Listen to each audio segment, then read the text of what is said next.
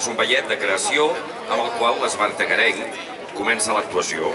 Musicalment s'acompanya de melodies tan populars com els balls de gitanes, però d'aquest només recrea l'aire característic d'alegria i festa que imposen els galops.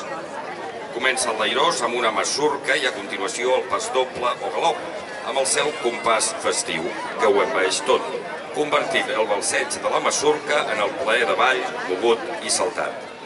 Hem volgut fer una dansa enèrgica, farcida de passos i evolucions dinàmics, vigorosa en l'execució que fan els balladors i graciosa en la part de les balladores.